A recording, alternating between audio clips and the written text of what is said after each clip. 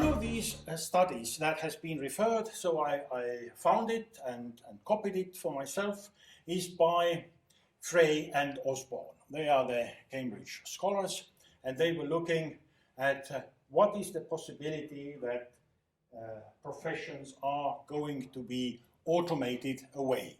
It was published 2013, not very long time ago.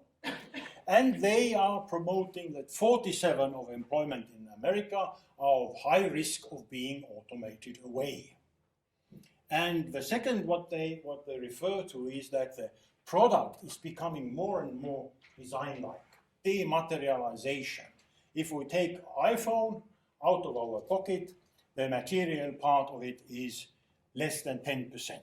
Everything else takes the 90%. And that got people really worried if this is going to happen. 47% of our jobs are going away. And this is how they show.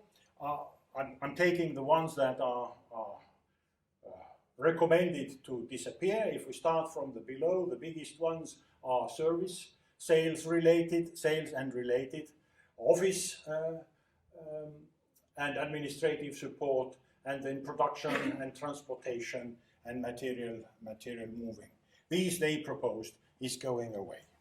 Those who are worried about that, there is another study which has been published recently, and some people now in OECD are looking what is happening in Europe, where at least Frey and Osborne got them worried, so they ordered the risk of automation for jobs in OECD countries comparative analysis. And that one then, of course, took the Osborne Frey research, but went a little bit further, and they were not so much interested in occupation-based approach, which was the first one. What kind of occupations? Architects, artists, they are not disappearing as fast as truck drivers or mechanical workers. That's what Frey and Osborne were recommending. But this study says that it's not really about the occupation, but it is task-based. And then they can come up with a figure suggesting that 9% of the jobs are potentially automatable and not 47. And then they compare Korea and Austria, and Estonia is, by the way, in the study as well. So Korea and Estonia, we can hope it's only 6% of the jobs compared to the 12% in Austria that are going to disappear. Yesterday there was this in The Guardian, was the story about the totally autonomous tram. Tram is easy because it's on the rails, so it's much easier to control than free-moving automobile, but it is coming in fast speed. And what is even more spectacular, I would say, is the heavy-duty trucks. So now all the main automobile manufacturers have gone into electrical cars, and recently I read that it is about 3 million truck drivers in Europe. And I thought when taking this picture yesterday, looking at it again, I should check it. So I went to check it, and on the trucks page, the source I could not open. It is the EU statistics there. They say that in Europe there is 13 million heavy-duty vehicles on the roads in 2050. Heavy-duty vehicles are expensive, so most probably it's not just one truck driver who is hired by the company, but there is at least 1.5 or maybe 1.8 truck drivers per each truck. And then on top of that, it is all the gas stations, it's all the maintenance, it's all the loading that so far has been not so mechanized. So we are actually looking at huge numbers. And of course it is not 47%, but looking how fast these things happen within the scope of a couple of years, one really has to be slightly terrified. It is also other things that the third great wave will produce. And it is saying that the markets are hollowing out, polarizing into high and low skill occupations. So it's the code writing really without which the future technology can work. And then it is the jobs that are too simple. So we are polarizing between high and low skill occupations. But that also means that the middle class that we saw in the first industrial revolution coming up with the first investment and then getting burned, but which has developed in large scale until now, is going to disappear. So the labor markets are more open. They are geographically spread because people can work within the digital reality. They can work without geographical topos when they are well connected. And the same happens to education. And I think there are radical changes coming up with education. And I've been writing a small speculation for the future of higher education. And one of my beliefs is that the thing we are doing here, getting the diploma, getting formalized education, is more and more moving away into a more online, streamlined education where you study for the things exactly what you need. Of course, there is always this question of general studies, universitas. It is the universal knowledge that universities are supposed to give. But more and more, the universities actually have moved away from the universal knowledge, giving specified knowledge, and this is surely the end of universities. If we look at the numbers of higher education in the world, we see really staggering numbers. It is 1960, 13 million, in 2000, 79 million, and by 2020 it's 125 million and growing. And of course it has produced several results, and one of them is homogenization of education and globalization. Increasingly integrated world economy, the new forms of digital reality, emergence of international networks of knowledge, and the role of English language. So it's not really the lingua franca, but it's the lingua inglese, probably.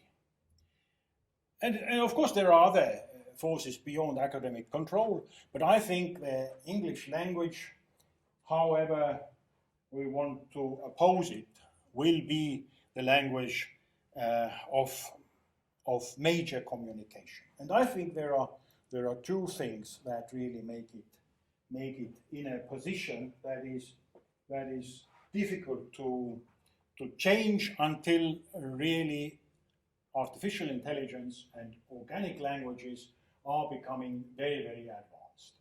It is the software writing language mostly, firstly, and secondly, it is extremely simple to start talking within the limited knowledge of the language. English language is not very simple language if you take it in advanced level, but without the declinations, it actually is that you use the words as they are. You can compose the sentence from the simple words and they are understandable. If you do that in Finnish or in Estonian, no one would understand because every word is modulated. The small pre-words are welded to the word itself, and then they change even the stem in some occasions. English language, compared to French or German, in that way is much more simple. Therefore, I think English language will have that advantage, becoming this universal language, which to a certain extent it has already. Of course, when the artificial intelligence comes and we have simultaneous translation into all the whatever languages, it might change, but that will take some time. It is also the system of the universities that has changed. and I have been seeing this development within 25 years, where the professor-based specialized knowledge has been changed into validation and accreditation. It's not important what people do, what they talk about, what they know. It is how it will look on the accreditation reports. And as there have been more and more universities, there is more and more liberal education coming up within the business. Anybody can start a university, as we have seen in this country. And of course, there needs to be some kind of control mechanism. But definitely what the accreditation and validation systems have brought out now is working against it. But it also shows how the world and society is changing. When the university system used to be a kind of high elevated peak of knowledge, it is becoming more and more mobile, it is becoming more and more synthetic, and there are horizontal research networks where borders are not really fixed anymore. So we see that the third great wave is not just about technology, but it goes deeper into all kinds of human activity. And now a short comment about the fourth industrial revolution. World Economic Forum is definitely already advocating the idea. This is what they say. The first one, water and steam. The second one, electric power and mass production. The third one, electronics and technology and automated production. And now the fourth is the digital revolution. I still want to believe that we have not taken all out from the third technological revolution, although one has to agree that the velocity, scope, and systems of impact of this third wave, what they already believe is fourth, is spectacular. And when it is saying, as you can see, when compared with previous industrial revolution, the fourth is evolving at an exponential rather than linear pace. Also, I want to show some of the images further on now where I have my doubt about that there is a type or class distinction between the development that has happened now. The third great wave in The Economist actually says that the technology hasn't developed that much in recent years. It has been the algorithms. The algorithms that have become much more complex, they have also become much more sustainable, so that they do more using less. If we talk about industrial or technological revolutions, I would propose that this modernism that we've seen so far, coming to the digital reality, is collapsing. But then we have to really say, what is this modernism that is collapsing? And I have tried to look at it, and the more you look, the more complex it actually becomes. If we take the same way of thinking at images and screens, I continued here with the screens further on and looked at the technology of the screens. So Retina display 2012, not so much time ago, but we are already much used to it. The mobile phones and Retina displays in mobile phones are the ones that have produced their virtual reality devices. Before this good quality of resolution, that was impossible. Although it is still crude, it is doing its job already now. Then the LED screens. After 2009, when the new LED was invented, they have taken over. The televisions changed with a flick of an eye, although the LED itself was discovered already in 1977. So there hasn't been too much of a revolution in here yet. Now this is probably one important moment, 1926, the broadcasting of image.